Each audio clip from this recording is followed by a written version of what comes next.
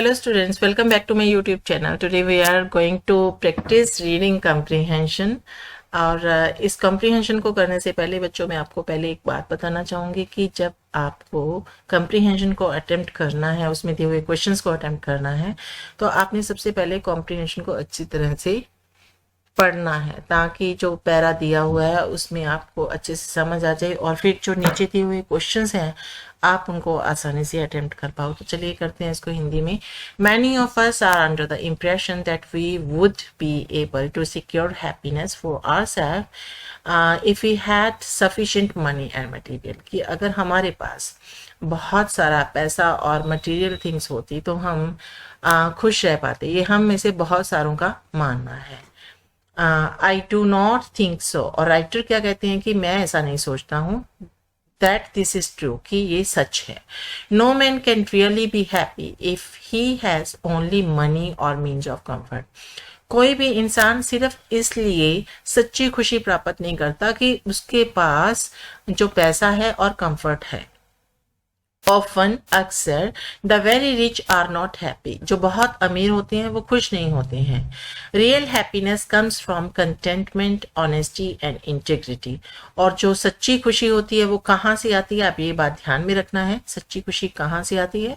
Containment से यानी कि संतुष्टि से, ऑनेस्टी यानी कि ईमानदारी से, एंड इंटेग्रिटी यानी कि अखंडता से।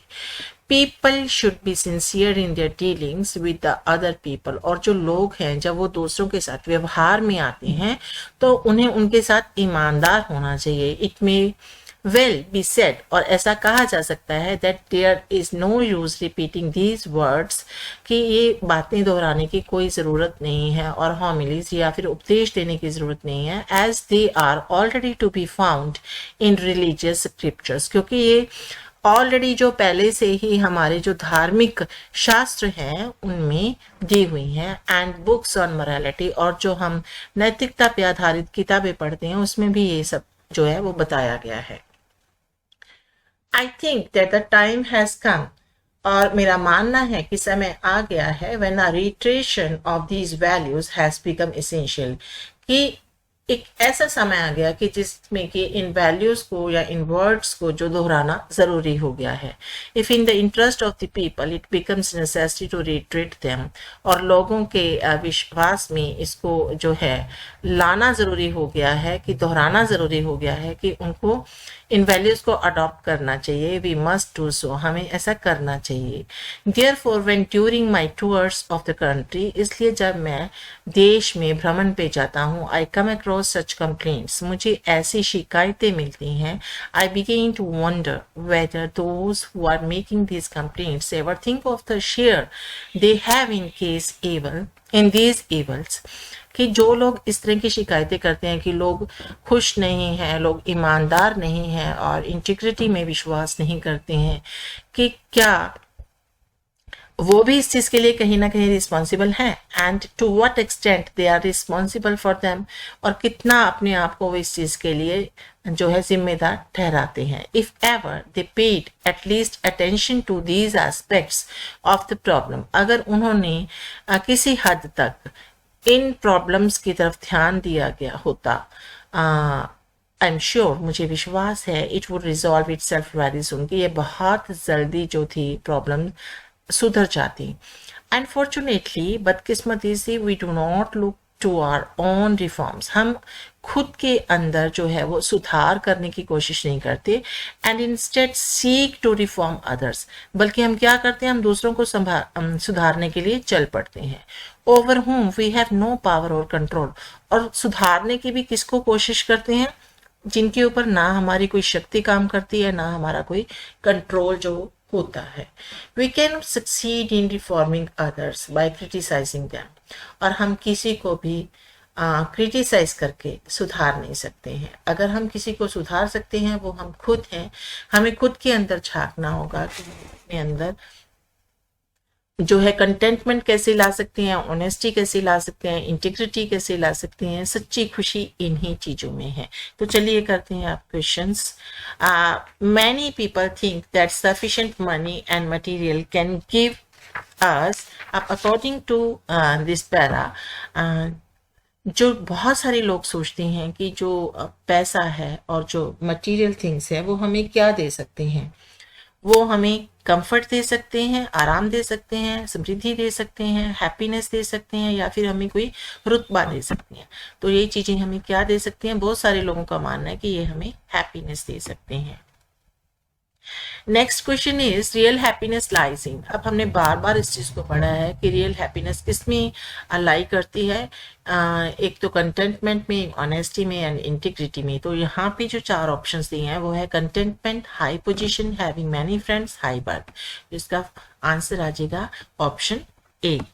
नेक्स्ट है there is no need of repeating good words और homilies because they are already found इन।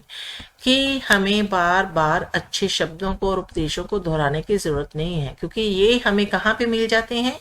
दुकानों में, फैमिलीज में, घरों में या स्क्रिप्चर्स में। तो हमने पहले ही पढ़ा पैराग्राफ में कि ये हमें अपने स्क्रिप्चर्स में, जो है रिलीजियस स्क्रिप्चर्स में मिलते हैं।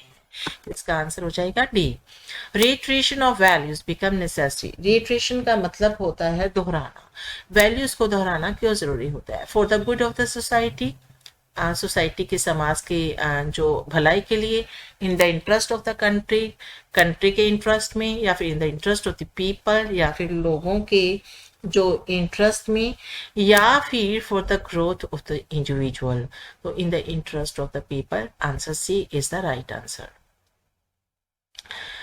Those who make complaints against evils are also, वो जो बुराइयों के प्रति जो अपनी शिकायत करते हैं वो भी उसके लिए क्या होते हैं? क्रिएटर्स होते हैं वो, या प्रमोटर्स होते हैं, पैट्रॉन्स ऑफ देम होते हैं, या रिस्पॉन्सिबल फॉर देम होते हैं, है ना। तो इसमें हो गया क्रिएटर मीन्स हो गया कि वो खुद उन बुराइयों को क्रिएट करने वाले होते हैं या बढ़ावा देने वाले होते हैं, या फिर क्या होते हैं कि वो खुद भी मतलब दूसरों की हेल्प करते हैं पैसे से या किसी भी तरह से, या रिस्पॉन्सिबल फॉर देम, या फिर वो खुद उस चीज़ों के लिए रिस्पॉन्सिबल होते हैं। तो according to para, responsible for them आ जाएगा। We can not reform others by, हम दूसरों को कैसे नहीं सुधार सकते हैं? बीटिंग दैम, मारकर, सेंडिंग दैम टू जेल, उन्हें जेल भेजकर, क्रिटिसाइजिंग दैम, उनको क्रिटिसाइज करके, या बुलिंग दैम, या फिर उनके साथ बदमाशी करके। तो अकॉर्डिंग टू पैरा हम क्या लिखेंगे कि उनको हम क्रिटिसाइज करने से उन्हें रिफॉर्म नहीं कर सकते हैं। नेक्स्ट क्वेश्चन जो है इनमें ऑप्शंस नहीं आएंगे, इनको जो 7 से लेकर 10 तक क्वेश्चन है आपको खुद आंसर लिखना होगा पैरा में से। तो अगर आपने इसको पढ़ा हुआ है अच्छे से तो फिर आप इसका आंसर झट से दे पाएंगे। जैसे इसमें क्वेश्चन नंबर 7 है, what according to the writer is not true to think, कि जो राइटर है उसके अकॉर्डिंग क्या सोचना सही नहीं है। तो हमने पहले ही पढ़ा था कि ये सोचना सही नहीं है कि सारी खुशी जो है वो किससे आती है? पैसे से आती है और मटेरियल थिंग्स से आती है। तो इसका आंसर हो जाएगा it is not true to think that happiness lies in having sufficient money and material. Next comes where in just lie true happiness, कि जो ट्रू हैप्पीनेस है, जो सच्ची खुशी है, वो कहाँ पे लाई करती है? तो इसका आंसर हो जाएगा it lies in contentment, honesty and integrity. Next question is where do we find homilies, कि हमें जो हॉमिलीज हैं यानी कि उपदेश है वो कहाँ पे मिलते हैं?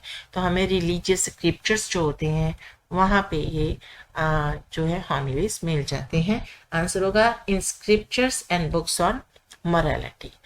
Home do we seek to reform, हमें किसको सुधारने की ज़रूरत है, या हम किसको सुधारना चाहते हैं?